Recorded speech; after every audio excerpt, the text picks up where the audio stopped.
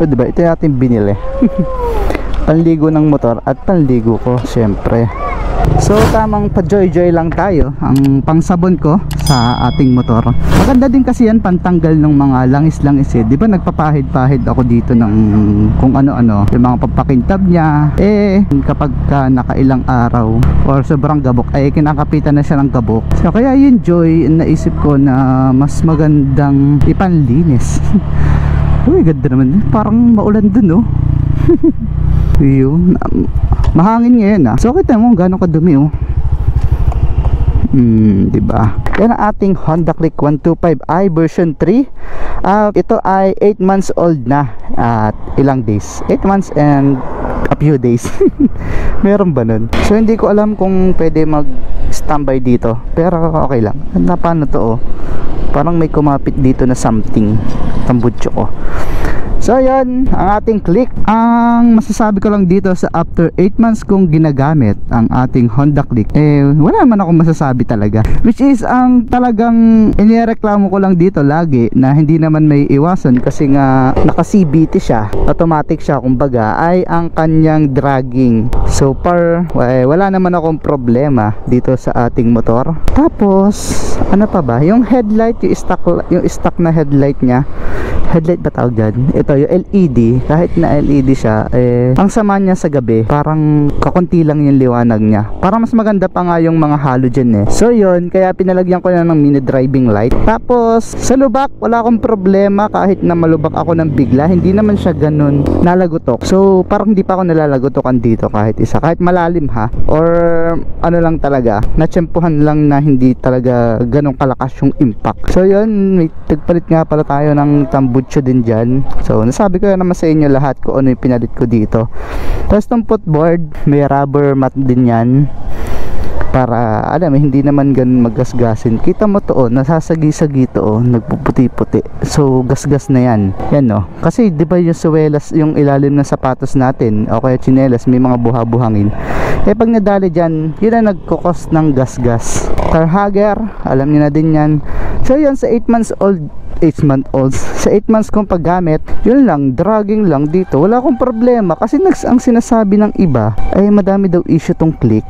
So sa tingin ko naman, ang nag-i-issue lang dyan ay mga driver.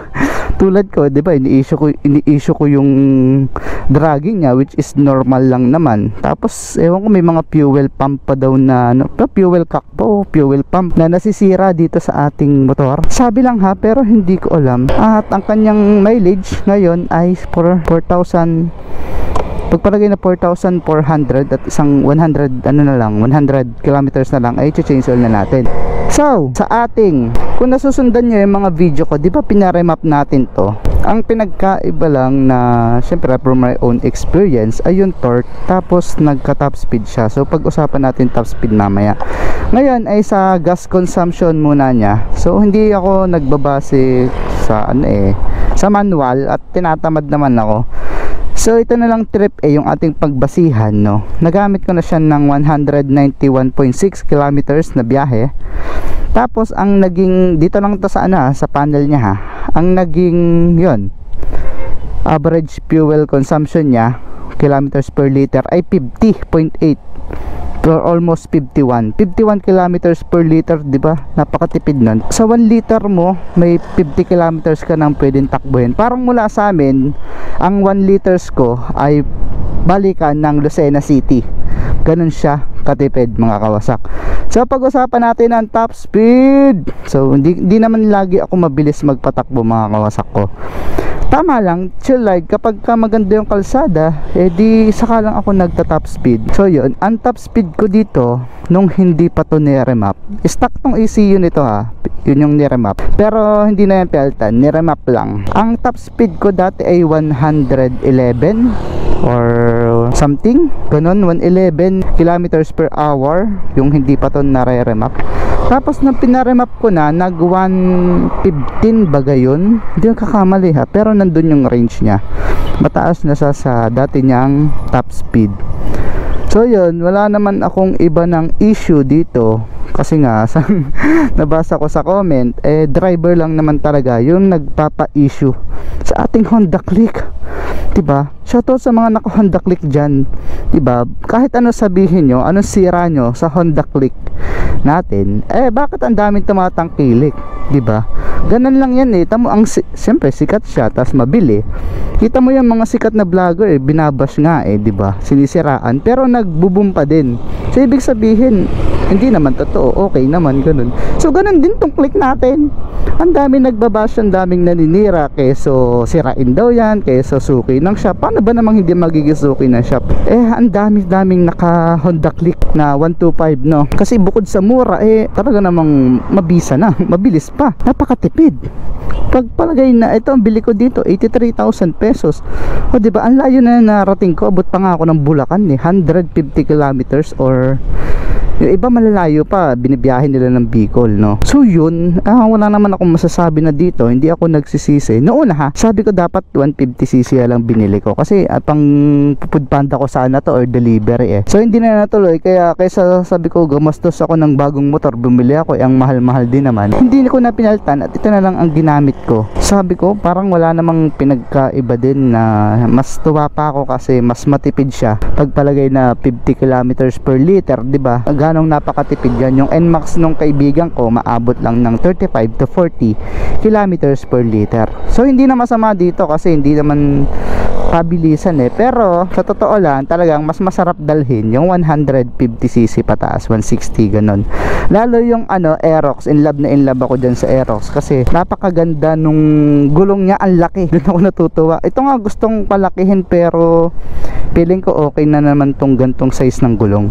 Kaya natutuwa ako dun sa Sniper Mas gusto kong rider, pero parang sa comfort mas gusto kong Sniper. Siyempre, sino ba namang gusto ng rider sa comfort? Hindi naman na nakakangalay, sabi ng pinsan kong naka-rider. Yung FI pero na-drive ko yan dati, talagang suko ako Ilang kilometers lang yun, 115 kilometers yung tinakbo namin. Bali ako yung driver, tapos may angkas ako isa, yung may-ari. Sumasakit yung yung betlog ko. So yun, sa maintenance hindi naman gaanong ma-maintenance. Kung sa mga nagtatanong kung paano maintenance ko dito sa gear oil at saka sa engine oil, sabay, kasi hindi na ako magtitipid.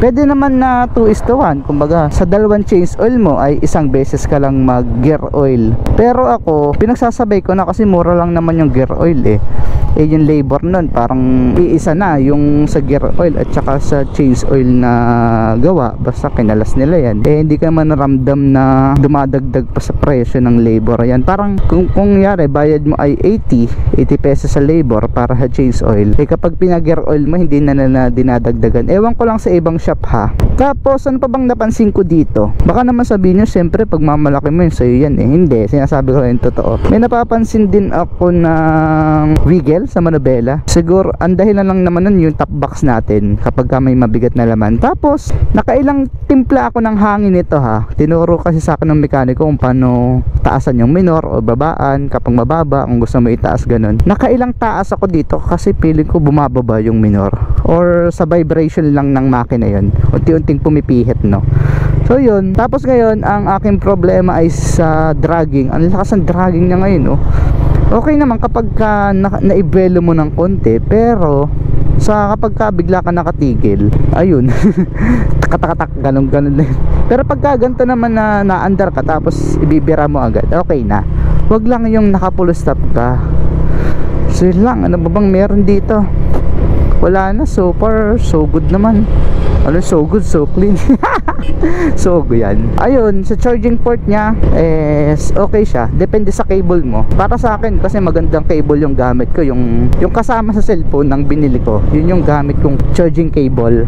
At mabilis naman siya mag-charge, no. So ngayon naka-Android na ako, hindi ko na nagagamit yung pan-charge ko. Kasi doon sa iPhone ginagamit ko pang maps yun. 2 oras lang lobat na kapag bukas yung data, bukas yung mapa. Tapos kapag tanghali pa, tirik na tirik, edi tataasan mo yung brightness nang makita mo. So lang mga kawasak, wala naman ako ng ibang problema at di naman ako nagsisisi na ito yung aking kinuha na Honda Click. So yun, after 8 months, yun yung aking review. At kung wala akong masamang sinabi, hindi ko alam, siguro yun lang kasi yung na-feel ko wala naman talaga akong nafe-feel pa na masama dito, kundi nga yung pinapaulit-ulit ko sinasabi na dragging na nakakainis ng ulo. So ngayon lilinisin ko naman tong ating motor, at inabutan kasi ng ulan kahapon. Hindi naman siya sobrang lakas, pero yung patak-patak niya ang nagpakapit sa mga gabok-gabok ng kalsada. So yun lang mga kawasak, ano, rides naman tayo next time at may nasikaso lang akong importanteng mahalaga. Ride safe always and peace. Try nating linisin kung malilinis ko ba dito.